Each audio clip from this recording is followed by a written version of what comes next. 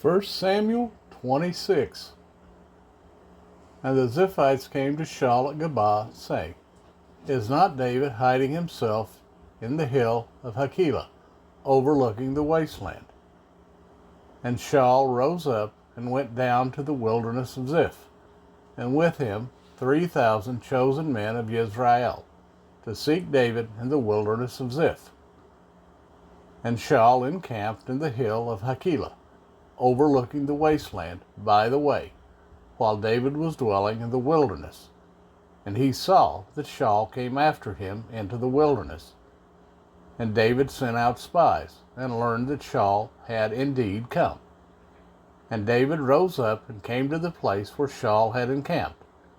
And David saw the place where Shaul lay, and Abner, son of Ner, the commander of his army. And Shaul was lying within the enclosure, with the people encamped all around him. And David spoke up and said to Ahimelech the Hittite, and to Abishai the son of Zeruiah, brother of Joab, saying, Who goes down with me to Shaul in the camp? And Abishai said, I go down with you. And David and Abishai came to the people by night, and saw Shaul lying asleep within the camp, with his spear stuck in the ground by his head, and Abner and the people lay all around him. And Abishai said to David, Elohim has surrendered your enemy into your hand this day. And now, please, let me smite him at once with the spear, right into the earth, and not a second time. But David said to Abishai, Do not destroy him. For who shall stretch out his hand against the anointed of Jehovah, and be guiltless? David also said, As Jehovah lives, except Jehovah does smite him, or his day come that he shall die, or he shall go out to battle and perish. Far be it from me, by Jehovah, that I stretch out my hand against the anointed of Jehovah. And now, please take the spear and the jug of water that are by his head, and let us go. So David took the spear and the jug of water by Shaul's head, and they went away. And no man saw it, or knew it, or awoke, for they were all asleep, because a deep sleep from Jehovah had fallen on them.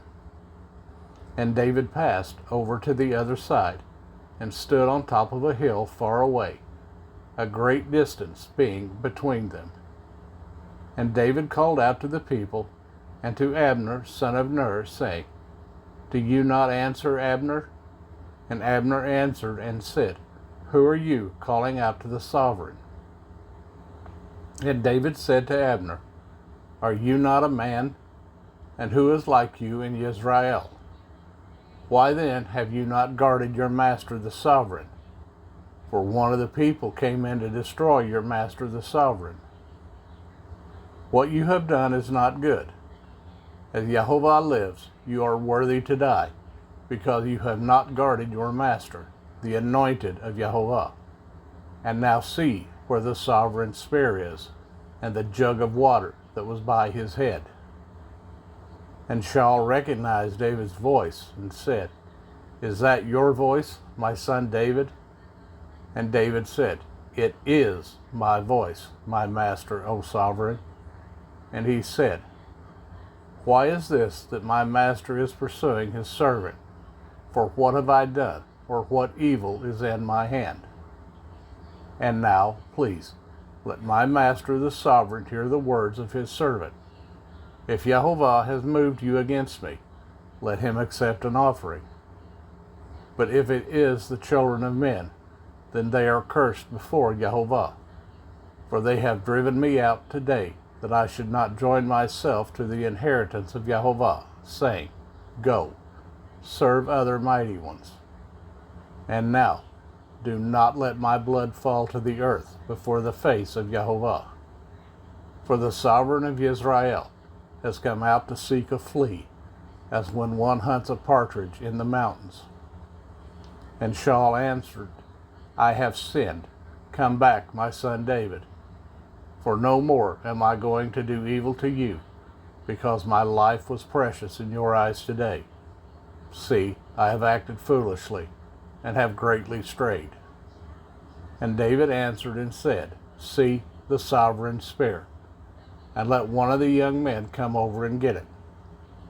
And let Jehovah reward every man for his righteousness and his trustworthiness. For this day Jehovah gave you into my hand, but I would not stretch out my hand against the anointed of Jehovah. And see, as your life has been valued in my eyes today, so let my life be valued in the eyes of Jehovah, and let him deliver me out of all distress. And Shaul said to David, Blessed are you, my son David, achieving much, and indeed prevailing. Then David went on his way, and Shaul returned to his place.